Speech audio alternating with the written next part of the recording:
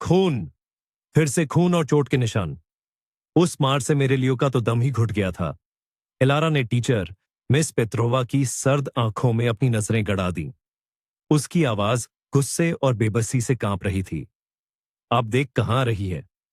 आप कैसे उस डैमियन और उसके गैंग को ये सब करने दे सकती है? मिस पेत्रोवा ने बस अपने होंठ भींच लिए। शांत हो जाइए। डेमियन के पिता से पंगा लेना ठीक नहीं। आप जानती है, इगोर नियाजेव हमारे मेन स्पॉन्सर हैं। आपके लियो ने ही उसे उकसाया था, क्यूब फेंका, उसका महंगा खिलौना तोड़ दिया। वो तो अपना बचाव कर रहा था। उसे धक्का दिया गया। पहले क्यूब्स उसी पर फेंके गए थे। आप बच्चों की जिम्मेदार हैं। उसे क्यों पीटा जा रहा है? और स्कूल में महंगे खिलौने लाना, ये तो उनका अपना रिस्क है।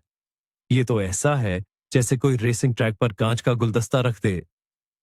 ये कोई सामान वापसी की दुकान नहीं है। बेहतर होगा आप अपने बेटे की परवरिश पर ध्यान दें। टीचर ने ताना मारा। जानती है, अब मुझे पछतावा हो रहा है कि मैंने उसे नेक बनना सिखाया। एलारा ने गुस्से से कहा।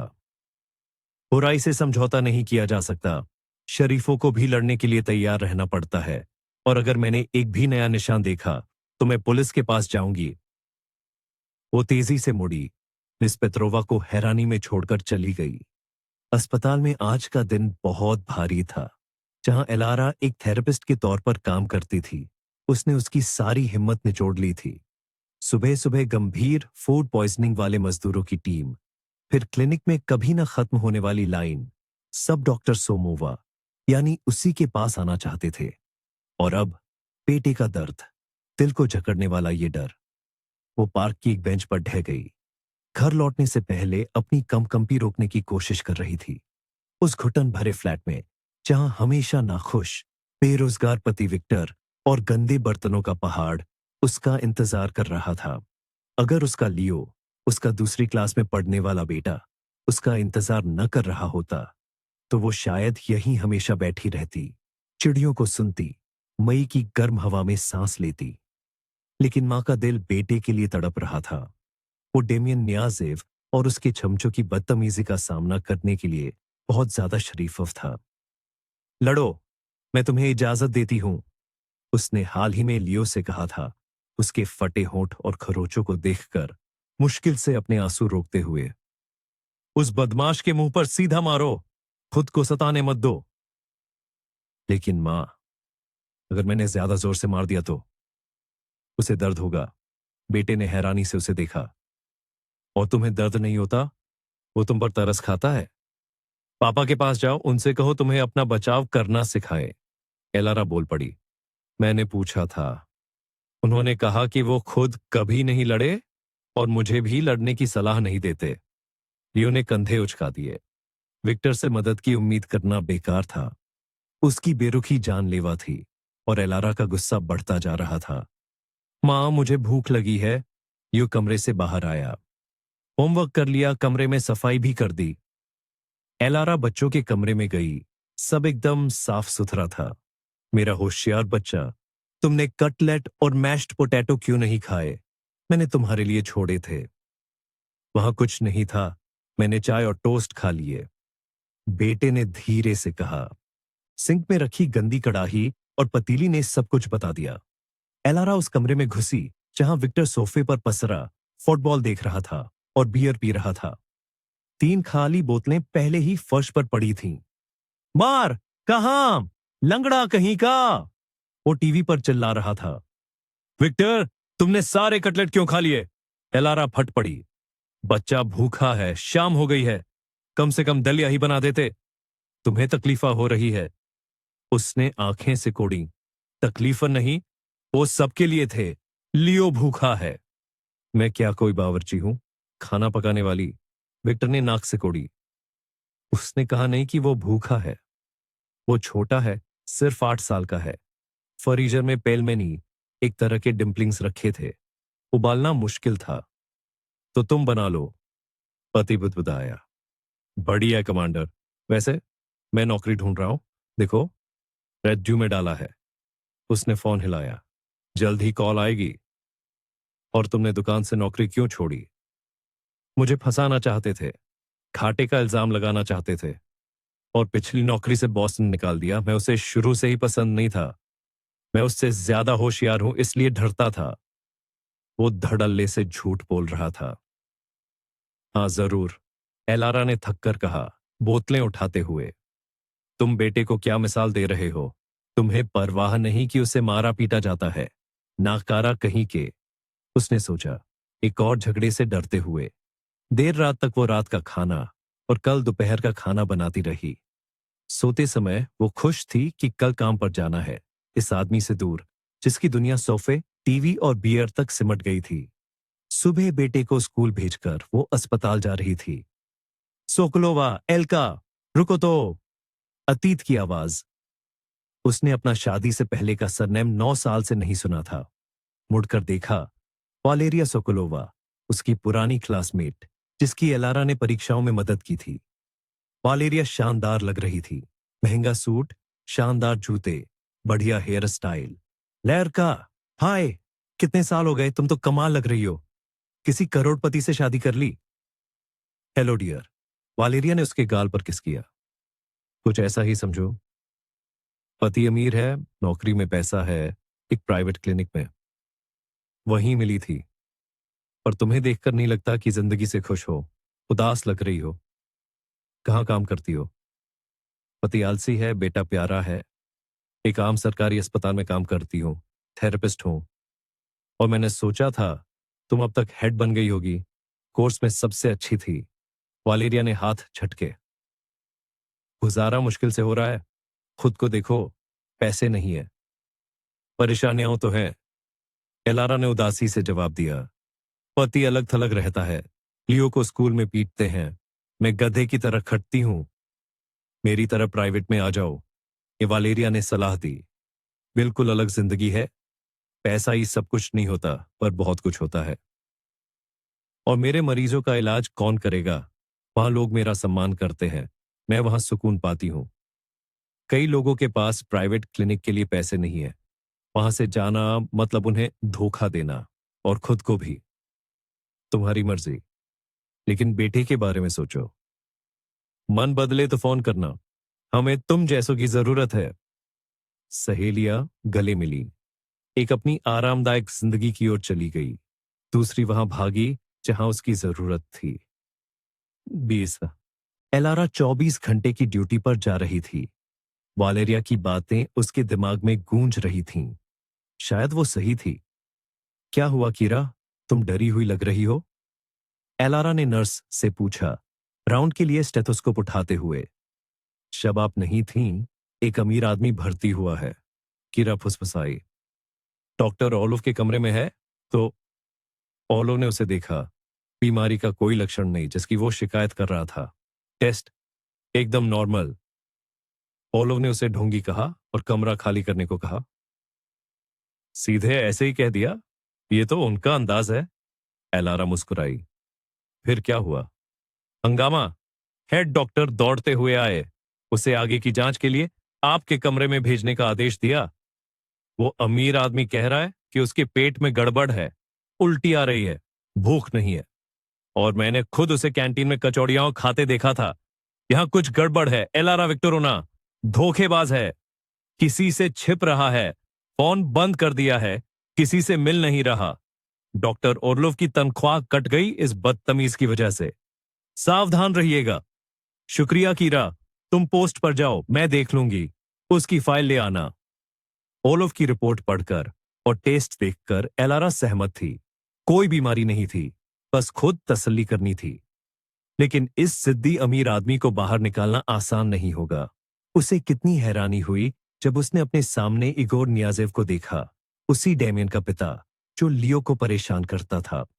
एलारा ने मुट्ठियां भींच लीं, लेकिन खुद को संभाला। अब वो उसका मरीज था। अरे वाह डॉक्टर सोमोवा। नियाजेव बनावटी रूप से मुस्कुराया। साफ तौर पर एक आम अस्पताल में अपना बिस्तर खोने से डर रहा था। क्यों? ये सवाल उसके दिमाग में बैठ गया। सबको गुड मॉर्निंग। एलारा ने नियाजेव पर खास ध्यान दिए बिना पूरे कमरे का अभिवादन किया। नए मरीज से शुरू करते हैं। आपकी शिकायतें? जी, कमजोरी, चक्कर आना, उल्टी जैसा लगना, भूख नहीं है, अमीर आदमी जल्दी जल्दी बोला। और आपने डॉक्टर ओलोव को यह क्यों नहीं बताया, सिर्फ ही पेट की शिकायत क्यों की? उसने पूछा।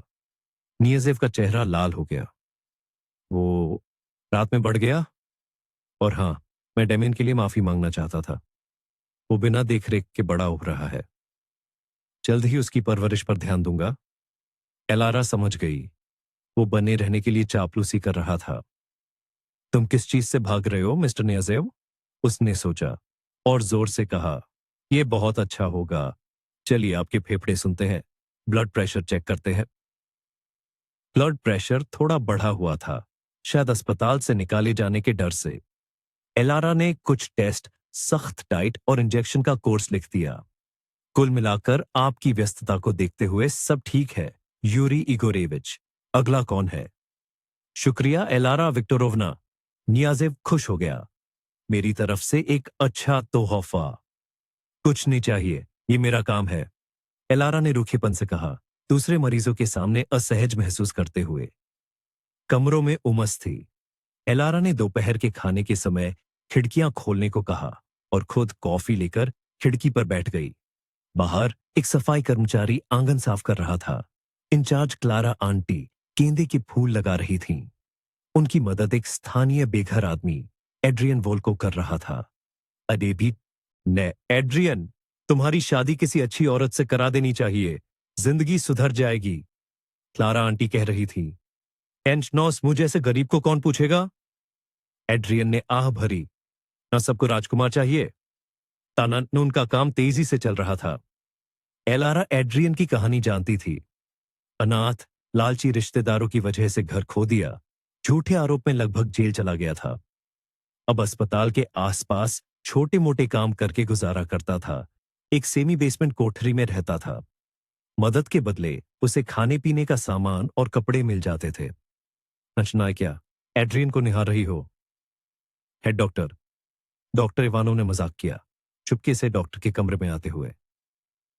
हंसनाक नहीं, बस खिड़की पर हवा खा रही थी रिया, एलारा ने जवाब दिया। ना कभी कभी अपनी उदासी पर शर्म आती है जब देखती हूं कि दूसरों को कितनी तकलीफ है। खैर, चलें कंसल्टेशन के लिए? एंशन शाम की ड्यूटी शांत रहने की उम्मीद थी। एलारा ने बेटे को फोन किया। एंश, हेलो, कैसे हो? होमवर्क कर लिया? खाना खा लिया? एंशन, हाय माँ, होमवर्क कर लिया, मैथ्स का टेस्ट आसान था। सूप गर्म कर लिया, बर्तन धो दिए। तुम थक गई हो? मैं सोने जा रहा हूं। अच्छा ठीक है, गुड नाइट, एलारा ने जवाब दिया और फोन रख दिया। खिड़की खोली। मई की हवा में हरियाली की महक थी। चांद आंगन को धुंधली रोशनी दे रहा था। और अचानक उसकी खिड़की के नीचे धीमी बातचीत। एक आवाज इगोर नियाजेव की, दूसरी धीमी, डरी हुई। छिपकर सुनना नहीं चाहती थी, लेकिन कमरे में गर्मी थी। एलारा ने पढ़ने की कोशिश की, लेकिन बातों के टुकड़े उस तक पहुंच रहे थे। हशनन, मैंने कहा था ना, सुरक्षित है, तुम पर कोई शक नहीं करेगा। नियाजेव मना रहा था। ना मैं जानबूझकर अस्पताल में भर्ती हुआ हूं ताकि मेरे पास सबूत हो कि मैं यहां था। वो डॉक्टर सोमोवा इतनी बेवकूफ है, उसने मेरे और टेस्ट लिख दिए। सुनिए, एलारा विक्टोरोवना के बारे में ऐसा मत कहिए, वो एक अच्छी इंसान है। आप पर तरस खाया, दूसरा आदमी जोर से बोला। अरे इतना चिल्लाओ मत, कोई सुन लेगा। नियाज़ेव फुसफुसाया। टेंशन ने एलारा ने दूसरी आवाज पहचान ली। एड्रियन, एक अमीर आदमी को एक गरीब बेघर से क्या चाहिए? और जब उसका नाम लिया ही गया है, एंटेंटियस। यहां सुनो बेवकूफ, मैं तुम्हें एक काम दे रहा हूं। नियाज़ेव धीरे बोलने की कोशिश कर रहा था, लेकिन हवा शब्दों को उड़ा ला रही थी। ना मेरा एक फ्रेंच रेस्टोरेंट है, तुम्हें उसे जलाना है। बेहतर होगा जब चांद न हो। आप अपना रेस्टोरेंट क्यों जलाएंगे? एड्रियन हैरान हुआ। नाश नहीं जी, माफ करना, मैं कोई गलत काम नहीं करूंगा। तुम्हें अभी पता नहीं मैं कितने पैसे दूंगा? नियाज़ेव मुस्कुराया। ना समुद्र किनारे घर खरीदने के लिए काफी होंगे। ना सच में, पर इसमें क्या झोल है? नातन, अरे धीरे बोलो, ये रेस्टोरेंट मैंने एक मोटे सेठ को बेच दिया है। बड़ी एडवांस रकम मिल गई, खर्च भी कर दी, लेकिन खरीदार के पास बहुत पैसा है और मुझे पैसों की जरूरत है। मैं बर्बादी की कगार पर हूं। इसके अलावा रेस्टोरेंट का भारी भरकम बीमा है। अगर जल गया तो मेरे पास बीमा और एडवांस दोनों होंगे। समझे? समझ गया। लेकिन मुझे डर लग रहा है। मैंने कभी किसी का बुरा नहीं किया। ये बुराई नहीं, जरूरतमंद की मदद है। मान जाओ, बच्चों का खेल है। मैं एडिट नहीं कर सकता।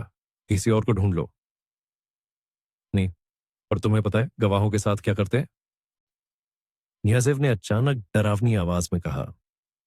कभी कभी वो बिना किसी निशान के गायब हो जाते हैं। तुम्हें तो कोई ढूंढेगा भी नहीं। ये तुम किस तरफ इशारा कर रहे हो? एड्रियन गुस्से से बोला। मुझे लगता है तुम समझ गए। नियाज़ेव बुरी तरह हंसा। इसीलिए मैंने तुम्हें चुना।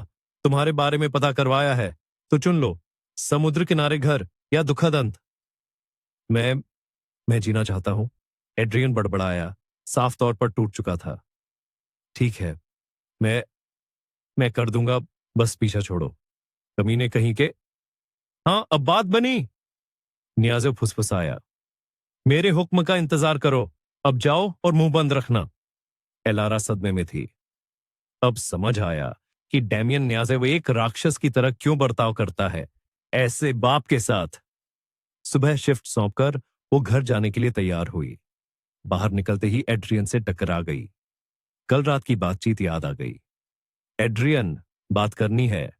चलो उधर चलते हैं। वो एक बेंच पर बैठ गए। सुनो, मैंने कल अनजाने में तुम्हारी और नियाज़ेव की बातचीत सुन ली थी।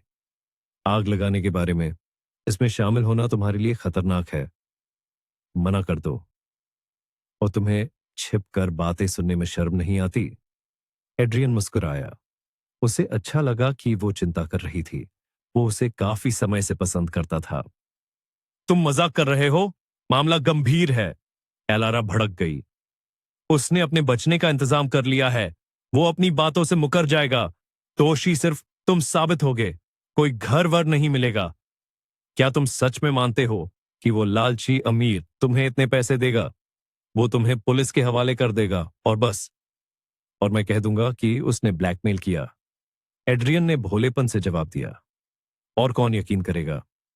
एक अमीर स्कूल के स्पॉन्सर पर या तुम पर? एक बेघर जिसका अतीत साफ नहीं है? सीधी बात कहने के लिए माफ करना। उसकी बातों से लड़का पीला पड़ गया। वो एलारा को ऐसे देख रहा था जैसे पहली बार देख रहा हो। मेरे दिमाग में तो ये आया ही नहीं। एलारा, शुक्रिया। तुम सच्ची दोस्त हो। क्या मैं तुम्हें तुम कह सकता हूं? बिल्कुल। उसने सिर हिलाया। और हम तुम्हारे लिए नौकरी ढूंढ लेंगे। दुनिया में हुनरमंद हाथों और तेज दिमाग के लिए बहुत काम है। शुक्रिया। एड्रियन ने धीरे से कहा। तुम घर जाओ, थक गई होगी। और मैं अभी जाकर इस सौदे से मना कर दूंगा। वो कहीं और बेवकूफ ढूंढे। वो दोनों अलग हो गए। दोनों ने राहत महसूस की। घर पर एलारा को पति नहीं मिला। पापा घर पर हैं? उसने लियो से पूछा, जो स्कूल जाने से पहले नाश्ता कर रहा था। पता नहीं। मैं उठा तो वो नहीं थे। कोई नोट भी नहीं है। शायद नौकरी मिल गई। एलारा खुश हो गई। अजीब है कि फोन नहीं किया। शाम को सरप्राइज होगा। हम डिनर बनाएंगे। Hurray, party. लियो उछल पड़ा। लेकिन शाम को विक्टर ने दूसरा सरप्राइज दिया। नशे में धुत होकर आया। किसी दूसरी औरत के परफ्यूम की महक आ रही थी। बाल नए कटे हुए थे। सजे हुए मेज में उसकी कोई दिलचस्पी नहीं थी।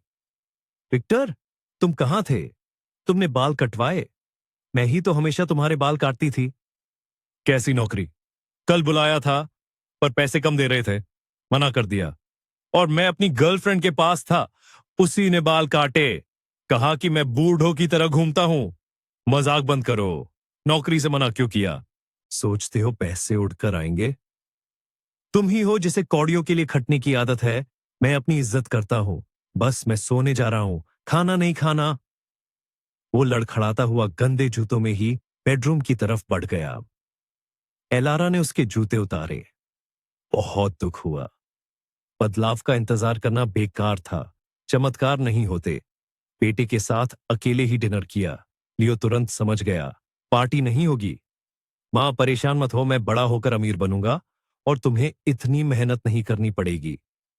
शुक्रिया बेटा, एलारा ने धीरे से जवाब दिया, आंसू छिपाते हुए।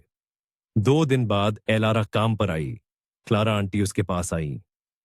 सोचो तो एलोज का, एड्रियन गायब हो गया है, उन्होंने चिंता से बताया। उसकी कोठरी साफ है, सामान रखा हुआ है, पर वो नहीं है। फोन चालू है, पर उठा नहीं रहा। कहीं पीना तो नहीं शुरू कर दिया? हालांकि वो पीता नहीं है लगभग। मैं पुलिस के पास गई थी, रिपोर्ट लिखवा दी। एलारा का दिल धक से रह गया। उसे अंदर से लग रहा था इसमें नियाजेव का हाथ है। सबसे पहले अमीर मरीज के कमरे में, लेकिन नियाजेव का बिस्तर खाली था। यूरी नियाजेव कहाँ है? उन्हें डिस्चार्ज कर दिया गया? उसने साथ वाले मरीजों से पूछा। क्यों? उनसे लगाव हो गया क्या? एक बुजुर्ग मरीज ने ताना मारा। अमीर है तो पैसे ऐंठने हैं। आदमी को इतना डरा दिया कि उसने डॉक्टर बदल लिया और अलग कमरे में चला गया, जहां का किराया हवाई जहाज के पंख जितना है। आपके बात करने के बाद उसके चेहरे पर हवाइयां उड़ रही थीं। डॉक्टर कहलाती है, और वो बेचारा भला आदमी है। देखो, हमारे लिए कैरम बोर्ड खरीद कर दिया। अब क्या कह रहे हैं? मैंने कब पैसे मांगे? ऐसी बातों के लिए आपको जवाब देना पड़ सकता है। गुस्से में एलारा कमरे से बाहर निकल गई। वो ऊपरी मंजिल पर गई, इकलौते वीआईपी कमरे में। बिना दरवाजा खटखटाए अंदर गई। नियाजिव कुर्सी पर बैठा था, कॉफी और पेस्ट्री पी खा रहा था। पास में फल, सी फूड, महंगी शराब की बोतल रखी थी। ये सब क्या है? हैरान एलारा चिल्लाई। इलाज करो, इलाज करो, और ये डाइट तोड़ रहा है। कहां गए आपके दर्द? कमजोरी? नियाजेव चौंक गया। कॉफी उसकी सफेद टी शर्ट पर गिर गई। उसने डरकर उसे देखा, लेकिन फिर तुरंत अकड़ वाला अंदाज अपना लिया। हालांकि उसकी क्षणिक घबराहट येलारा की नजर से बच नहीं पाई। और आप ये क्या सबको बता रही है कि मैंने रिश्वत मांगी? लोग मुझे टेढ़ी नजर से देख रहे हैं। और ये तब, जब मैंने आपको, एक नकली बीमार ढोंगी को, यहां रहने दिया। मेरे सहकर्मी सही थे। जो चाहूं वो करूं, सबके पैसे दिए हैं। नियाजिव गुर्राया। और आप मेरी डॉक्टर नहीं है। मेरा इलाज खुद आपके हेड कर रहे हैं, समझी? तो दफा हो जाओ मेरे कमरे से मोहतरमा। साहब खाना खा रहे हैं। वो घिनौनी हंसी हंसा। ये वो बर्दाश्त नहीं कर सकती थी। मैं इसकी रिपोर्ट करूंगी। और हां, एड्रियन कहां है? आपने उसके साथ क्या किया? मुझे पता है, आपने उसे धमकाया था, रेस्टोरेंट चलाने को कहा था। मैंने आपकी बातचीत सुनी थी। जवाब दो। वो गुस्से से कांप रही थी। तो क्या? नियाज़े ने कटाक्ष किया। तुम मेरा क्या कर लोगी, छोटी सी लड़की? तुम कौन और मैं कौन? मुझे नहीं पता तुम किस बारे में बात कर रही हो। मैं किसी बेघर को नहीं जानता। आपको कैसे पता कि वो बेघर है? उसके बारे में पता करवाया था। एलारा ने पलटवार किया। नियाजेव की आंखें फटी रह गईं। समझ गया कि ज्यादा बोल गया। वो गुस्से में उछला। बची हुई कॉफी महंगी पैंट पर गिर गई। गे तेरा सत्यानाश हो, वो चिल्लाया। ने निकल यहाँ से, जासूस कहीं की। कुछ साबित नहीं कर पाओगी, बस मुसीबत मोल लोगी, और अपने उस आवारा को ढूंढती रहो। अगर मेरा बेटा तुम्हारे नालायक को परेशान करता है तो मुझ पर गुस्सा निकालने की जरूरत नहीं। डॉक्टर कहीं की। नैलारा मुड़ी और दरवाजा पटक कर बाहर निकल गई। पीछे से भद्दी गालियां सुनाई दे रही थीं। शाम दोपहर तक झगड़े की खबरें क्लिनिक में फैल गईं। एंड देन द एलारा विक्टोरोवना, आपको डॉक्टर इवानोव बुला रहे हैं, वो गुस्से में है, कीरा ने कहा। एंड देन हेड डॉक्टर के केबिन में तूफान मचा हुआ था। चौसोमोवा, तुमने इतने प्रभावशाली आदमी से रिश्ते कैसे बिगाड़ लिए? वो हम पर जांच बिठवा देगा। तुम तो पागल हो गई हो। बदतमीजी की, सारे इल्जाम लगाए, पैसे मांगे। लाल पीले इवानोव चिल्ला रहे थे। एंड ये झूठ है, साबित करें। ऐसे तो किसी भी डॉक्टर पर इल्जाम लगाया जा सकता है। आपको स्टाफ का बचाव करना चाहिए। एलारा ने विरोध किया। कैबॉन, वो कमीना मंत्रालय तक पहुंच रखता है, और फिलहाल बिना तनख्वाह के छुट्टी लो। तुम्हें जांच पूरी होने तक काम से हटाया जाता है। कैंडन यावन एलारा को अपने कानों पर यकीन नहीं हुआ। अस्पताल से निकलते हुए उसे अपने सहकर्मियों की नजरें पीठ पर महसूस हो रही थीं। क्या किसी ने नियाजिव पर यकीन कर लिया? उसने फोन निकाला, एड्रियन का नंबर मिलाया। घंटियां, उम्मीद, और अचानक घंटी की धीमी आवाज, एड्रियन की रिंगटोन, कहीं आसपास। फोन काटे बिना एलारा आवाज की तरफ चली। आवाज तेज होती गई। एक छोटे से गड्ढे में बिल्डिंग के मलबे के ढेर पर एक आदमी पड़ा था। शन, ओए, तुम जिंदा हो? वो नीचे उतरी। रिंगटोन बिल्कुल पास बज रही थी। आदमी हिला, कराह उठा। ये एड्रियन था। किसी ने उसे बेरहमी से पीटा था। No, Adrian. प्यारे, तुम मुझे सुन रहे हो? मैं एम्बुलेंस बुलाती हूँ। नहीं, नहीं, किसी को नहीं, उसने हांफते हुए जवाब दिया। एंटोनेलारा विक्टोरोवना, तुमने मुझे कैसे ढूंढा? अंतरडेंट शो तो फोन किया? उसने जवाब दिया, अपना स्कार्फ उसकी सिर पर बांधते हुए। न उठ पाओगे? मैं टैक्सी बुलाती हूँ। ऑनन एड्रियन ने सिर हिलाया। हड्डियां सलामत थीं, शुक्र है। डैन, मैं तुम्हें खून से गंदा कर दूंगा। वो घबरा रहा था जब उसने कंधा दिया। यहां से किस बात की चिंता कर रहे हो? चलो धीरे धीरे, एक दो, उठो। उसने हिम्मत बंधाई। 5 मिनट में टैक्सी आ गई। पता बताकर एलारा ने एड्रियन को सावधानी से पीछे की सीट पर बिठाया। वो फिर से बेहोश हो गया। एनानस्ट होश आया तो वो उसके घर पर बिस्तर में साफ कपड़ों में था। सिर पर पट्टी बंधी थी। हेलो, तुम बहुत देर तक सोए? दोपहर हो गई है। एलारा अंदर आई और खिड़की खोल दी। नैना, मैं यहां कैसे? एड्रियन ने पूछा। "कैन, हम तुम्हें टैक्सी ड्राइवर के साथ उठाकर लाए, फिर मैंने तुम्हें नहलाया, पति का पजामा पहनाया। इंडायन नैड्रियन शर्मा गया। पेट में गुड़गुड़ हुई। इलेन, नाश्ते का समय, चम्मच से खिलाऊंगी। तुम्हें सिर में गहरी चोट है, उठना मना है। एलारा ने चेताया। पता नहीं तुम्हारा शुक्रिया कैसे अदा करूं। मैं उस गड्ढे में मर जाता तो। एड्रियन ने आह भरी। हाँ जी, चिंता मत करो, तुम्हारी किस्मत अच्छी थी। हुआ क्या था? नाता ना खुद नहीं पता। अस्पताल से निकला, गलियों से दुकान जा रहा था। एक गली में पीछे से सिर पर वार हुआ और फिर तुमने मुझे ढूंढ लिया। शायद मरने के लिए फेंक दिया था। वहशी कहीं के। मुझे यकीन है ये नियाजेव का काम है, एलारा ने दृढ़ता से कहा। ये वही है। उसी की वजह से मुझे भी काम से बिना तनख्वाह छुट्टी पर भेज दिया। मुझे लगता है निकाल देंगे। कमीना कहीं का! एड्रियन चिल्लाया और बैठने की कोशिश की, लेकिन बुरी तरह लड़खड़ा गया। लेटे रहो, किसे कह रही हो? एलारा डर गई।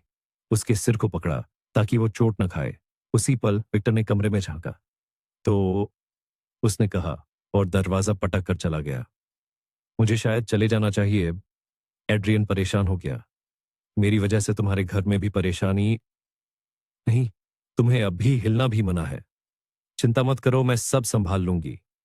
एलारा कमरे से बाहर निकली। रसोई में विक्टर आग बबूला हो रहा था। तुमने ये क्या लगा रखा है? एक आवारा को उठा लाई, पति के सामने उसके गले लग रही हो। गले नहीं लग रही थी और वो आवारा नहीं है। उस पर हमला हुआ था। मैं डॉक्टर हूं, नजरअंदाज नहीं कर सकती थी। और परिवार को खतरे में डाल सकती हो। विक्टर फुसफुसाया। अगर उसके गुंडे उसे यहां ढूंढते हुए आ गए, हम सब मारे जाएंगे। बकवास मत करो, बेहतर होता तुम नौकरी कर लेते। तुम में और उसमें क्या फर्क है? बस सिर पर छत है, और वो भी मेरी। और एड्रियन कम से कम काम करता है, बाहर निकलने की कोशिश कर रहा है। अच्छा, तो फिर मैं जा रहा हूं, विक्टर चिल्लाया। कहां? मां के पास? एलारा ने गुस्से से पूछा। गर्लफ्रेंड के पास। हाँ हाँ, मैंने मान लिया, बेरोजगारों की गर्लफ्रेंड भी होती है। सोच लो। और उसका नाम स्वेतलाना है। वो चिल्लाया और बैग पैक करने लगा। बेशक, जाओ। स्वेतुचका को मेरा हेलो कहना। अब वो तुम्हें झेले। वो सच कह रहा था या नहीं, उसे कोई फर्क नहीं पड़ता था। एलारा ने राहत महसूस की। लियो, जो अपने कमरे से झगड़ा सुन रहा था, मन ही मन मां के साथ था। वो चुपके से एड्रियन के पास गया। अंकल, आप हीरो हैं? उसने पूछा। एड्रियन हंस पड़ा। नहीं, मैं बस अंकल एड्रियन हूं, जिसे पीटा गया है। और मैं तुम्हें जानता हूं, लियो। दोस्त बनेंगे। ठीक है। बच्चा मान गया। और आपके दोस्त हैं? शायद तुम्हारी मां के अलावा कोई नहीं। मेरे भी नहीं है। लियो ने आह भरी। तो चलो दोस्त बनते हैं। मुझे भी स्कूल में तंग करते हैं, खासकर डेमियन नियाजेव। और मिस पेत्रोवा यकीन नहीं करती, कहती है मैं खुद झगड़ा करता हूं। और इस डेमियन के पिता का नाम कहीं इगोर तो नहीं? एड्रियन ने पूछा। हाँ, लियो ने सिर हिलाया। एड्रियन का चेहरा उतर गया, लेकिन फिर वो मुस्कुराया। पता है क्या दोस्त, बस ठीक हो जाऊं, तुम्हें कुछ दांव पेंच सिखाऊंगा। कोई डेमियन वॉमियन पास नहीं फटकेगा। तब तक कसरत करो, पुशअप्स करो। ठीक है? हुर्रे! लियो चिल्लाया और एड्रियन को गले लगा लिया। जिस आदमी ने कभी परिवार नहीं जाना था, उसके सीने में कुछ गर्म सा महसूस हुआ। और दरवाजे के पीछे इलारा खड़ी थी और तारीफ से देख रही थी कि कैसे ये अजनबी असल में उसके बेटे के दिल तक पहुंच गया था।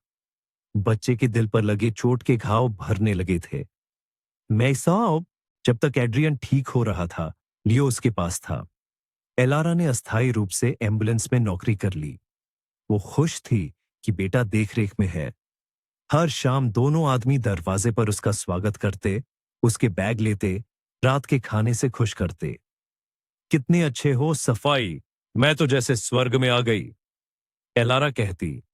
पहली बार कोई मेरी देखभाल कर रहा है।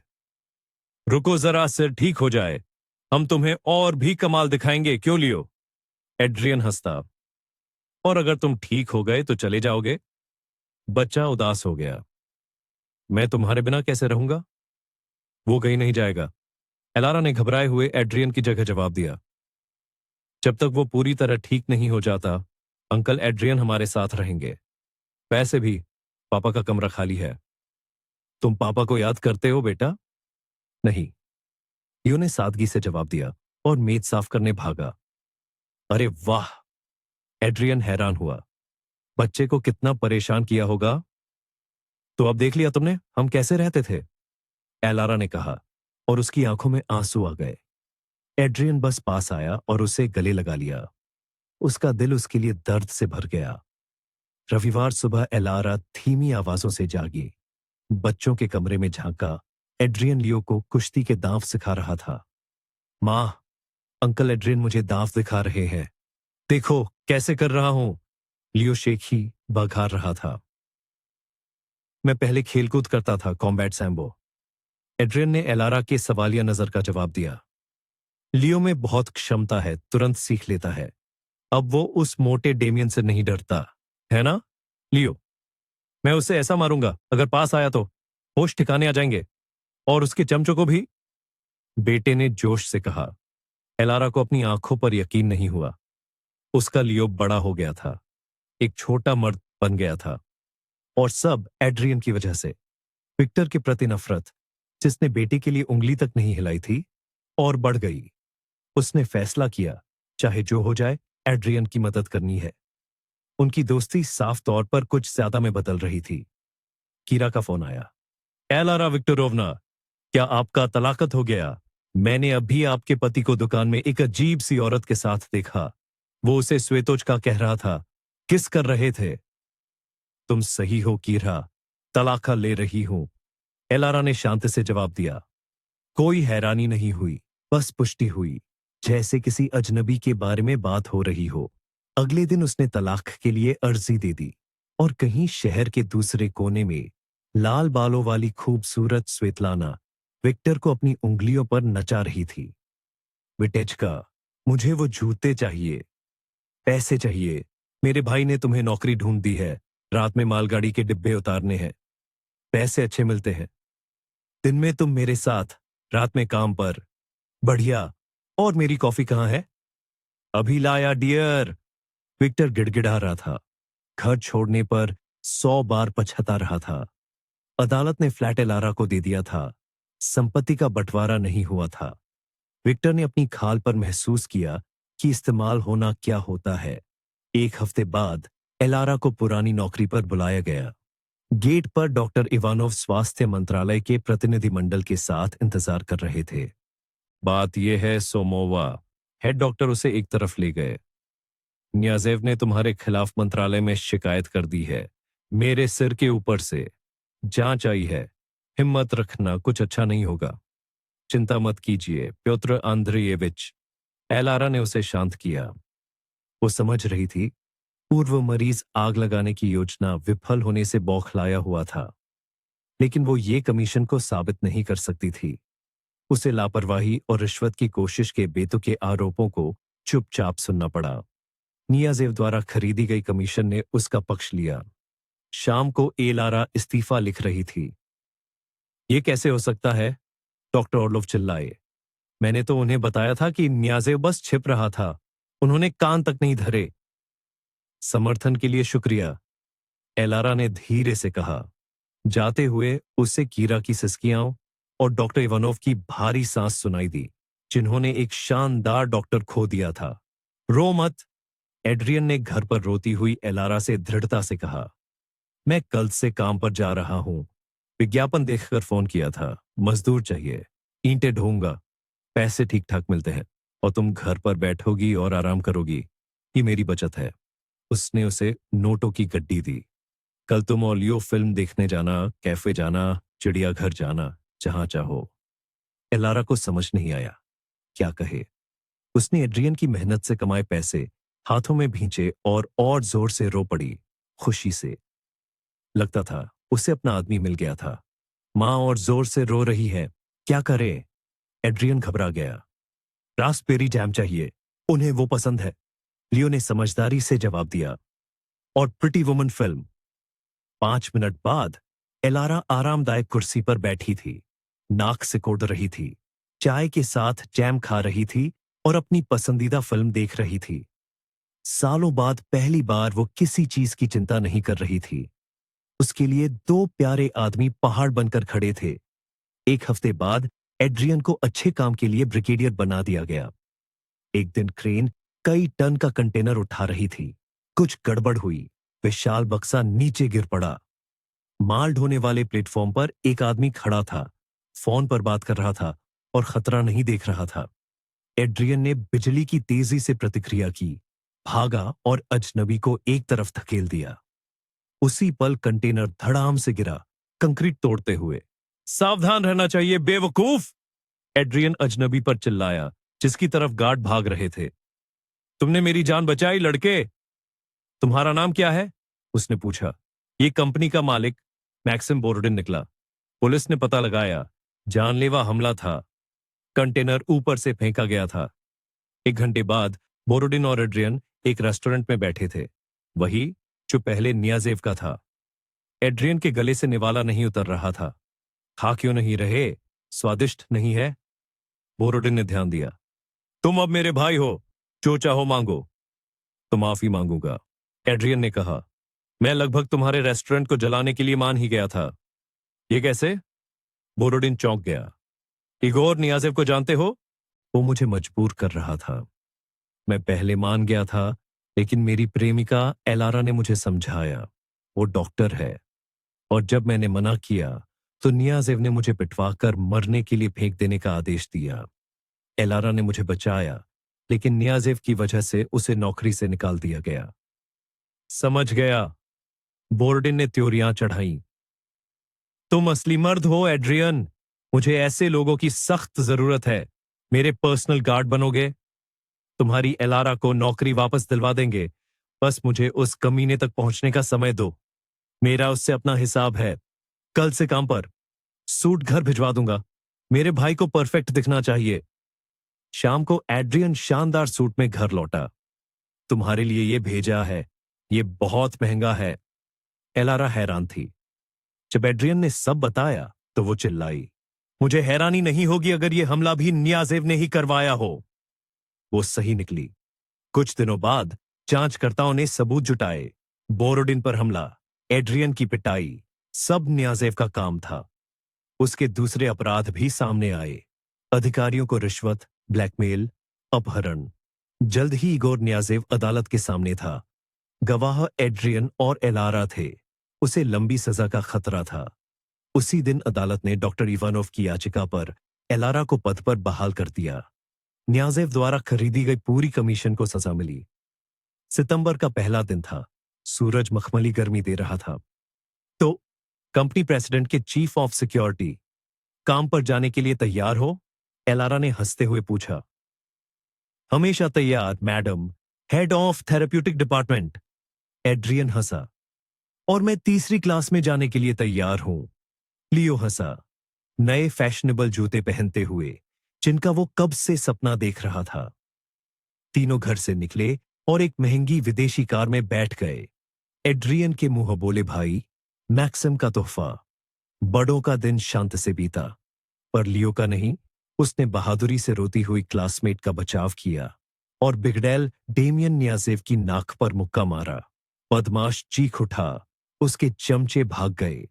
मिस पेत्रोवा ने पहले तो सिर पकड़ लिया, लेकिन फिर समझ गई। क्लास में आखिरकार अनुशासन आ गया था।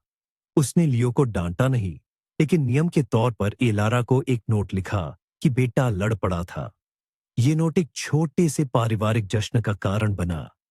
एड्रियन ने लियो की बहादुरी की तारीफ की, बेटे पर गर्व किया, जिसे वो अब अपना ही मानता था। और एक महीने बाद वो फिर से एक जश्न के लिए इकट्ठे हुए, जो बहुत बड़ा था। एलारा शादी कर रही थी।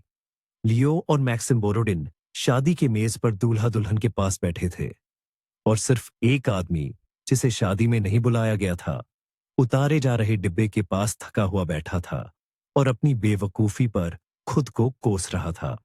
मैले गालों पर आंसू बह रहे थे। ये रोने वाला कौन है? एक कुली ने ब्रिगेडियर से पूछा। ये नया है, विक्टर नाम है। काम ठीक से नहीं करता, पर बेचारे पर तरस आता है। जाने को कोई जगह नहीं है, उसने जवाब दिया। और विक्टर दस्ताने पहनकर निराशा में अगला बोरा उठाने चला गया। आगे पूरी रात पड़ी थी। अगर आपको कहानी पसंद आई हो तो कृपया लाइक करें, चैनल को सब्सक्राइब करें और अपनी टिप्पणी छोड़े। हमारे लिए यह बहुत महत्वपूर्ण है।